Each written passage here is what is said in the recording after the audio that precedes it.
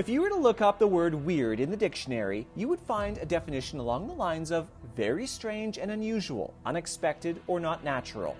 And this describes Balan Wonderworld to a T, because it is, in a single word, weird. How weird? You're about to find out.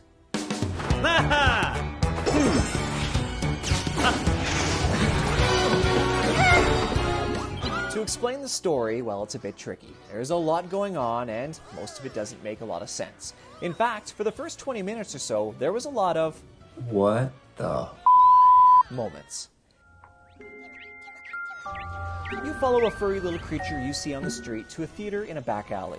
Inside, you meet a mysterious being called Balan, who whisks you away to an island filled with, you guessed it, more of these furry little guys. They're called Tims. We'll get back to them in a moment. The island has portals which take you to Wonderworld. This is where the majority of the gameplay takes place. Each chapter tells the story of someone who has lost something in their life. Maybe it's their ambition or their love. By making your way through the acts, you help that person, eventually taking on the level boss and closing that chapter, and celebrating with a choreographed dance number as if it was all a stage production. There's a lot of dancing in this game. Like a lot. Why?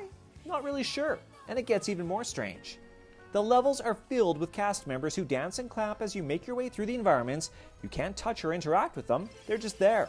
You will find costumes left by cast members that can grant you special abilities. For example, a rabbit costume can make you jump a little higher, or a spider can help you climb webs.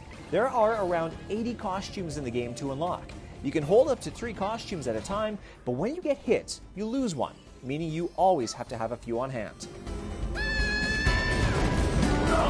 Balan Wonderworld is at its core a collecting game, from magical hats to trophies. Now these trophies are key to unlocking more chapters to advance the weird story.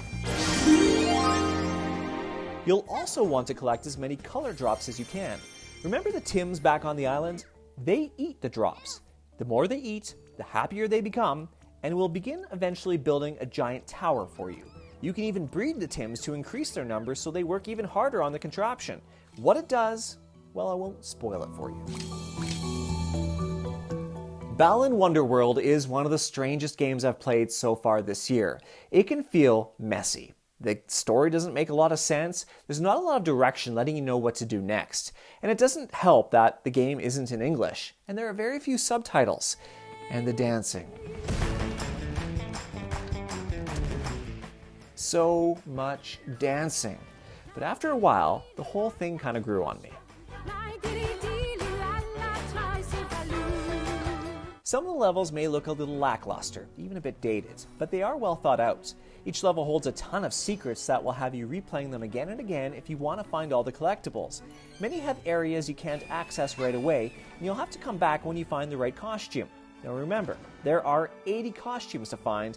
It'll take time. And it's hard not to like the animation style. It's colorful with almost a subtle hint of Kingdom Hearts. The cutscenes are well done, even if they don't always make a lot of sense. Yahoo! Balan Wonderworld does come across as a bit of a hot mess, yet it does have its moments.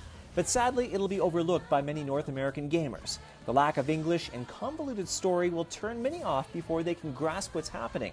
It's a game that requires you to invest some time to appreciate. Yes, it's weird, but some may say wonderfully weird. Now about all that dancing.